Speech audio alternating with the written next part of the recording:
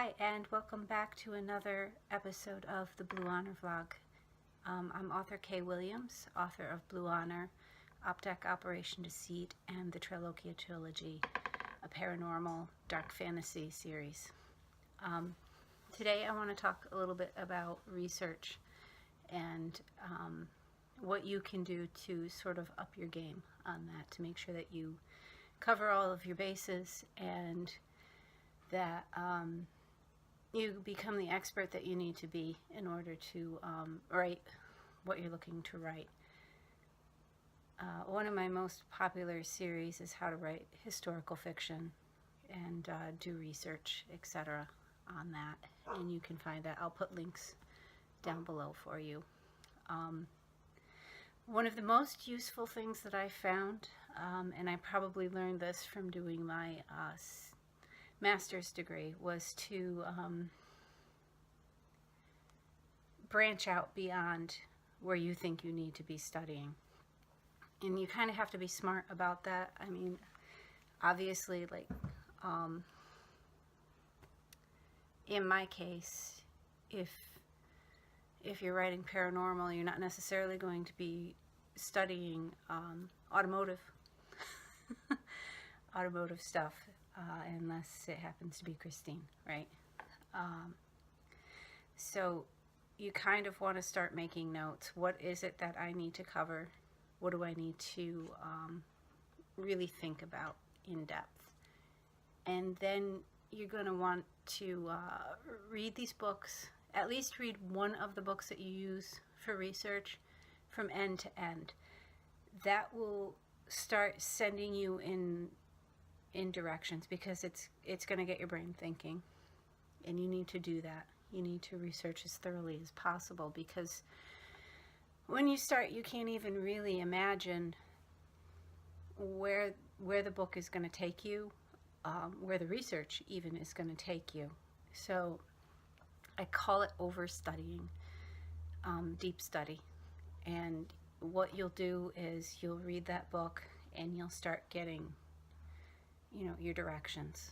I need to go and look at this, so I'll need a book about that or articles about that. And you start to find out that your topic, say, you're doing 18th century war, and France, military in France. But you'll find that you need to know about the government at the time.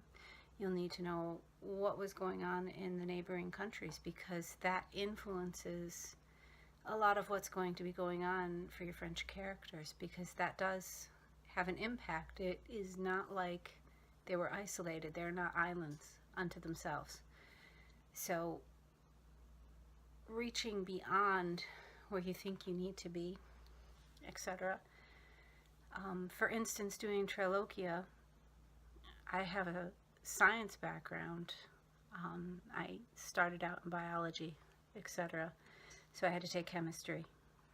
But physics and understanding, like, theoretical physics and stuff to a certain degree was very useful in that, to kind of frame out, like, traveling, wormholes, all sorts of things.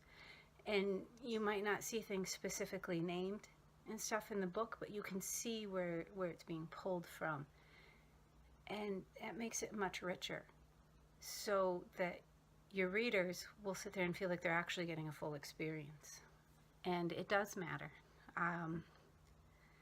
I've had people come back on my page and say, I'm not going to sit there and describe things in that manner. And it's like, you can describe things succinctly and still have depth, if you know what I'm saying. For instance, in one of the historical fiction pieces, I was talking about finding out how they tool leather, how it's treated, etc. Because you might want to describe a smell that's on that leather. It might be particular to that piece.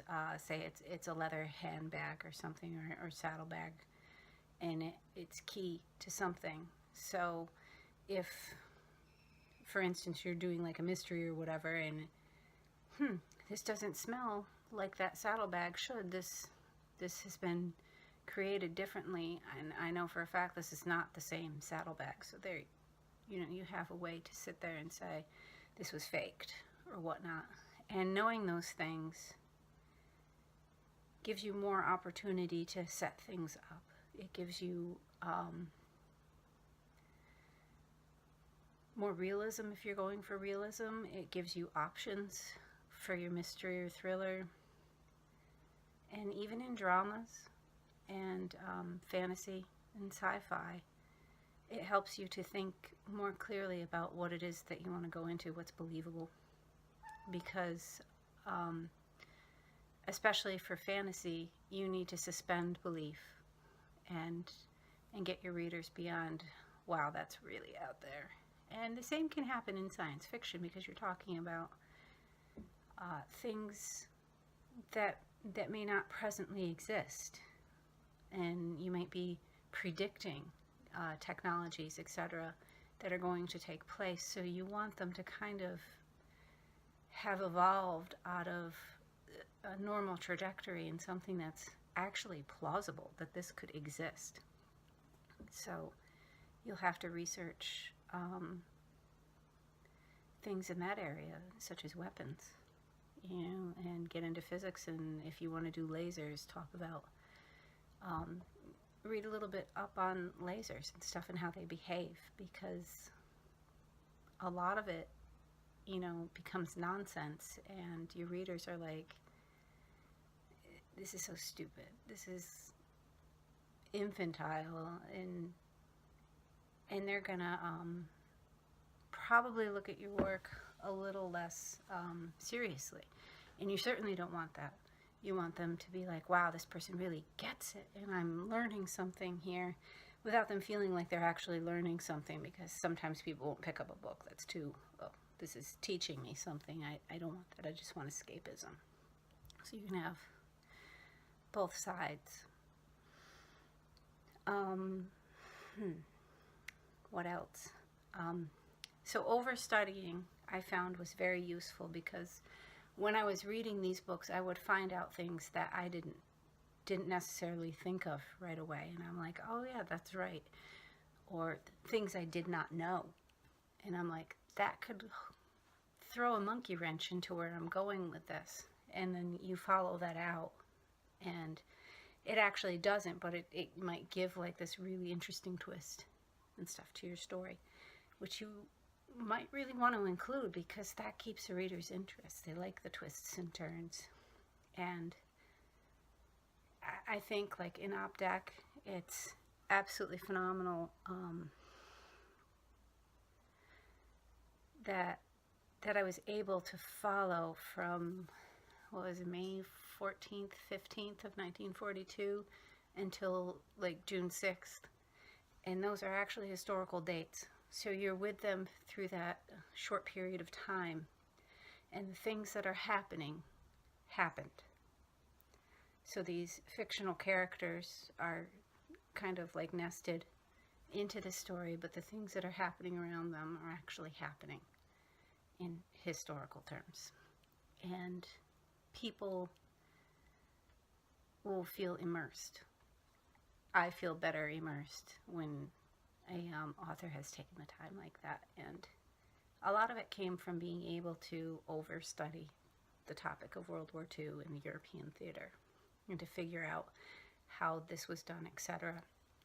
I had a disc that I had ordered from a U-boat site, so that I could literally sit inside a U-boat, because I can't just get a plane ticket and go over and have some time and just sit there. You'd have to join a tour group. If you wanted to have time, you'd have to get permissions. And a lot of arranging that is impossible, and it's terribly expensive to be able to do a lot of these things. And there's ways around it. For instance, this disc is supplied to people who build models of U-boats, etc.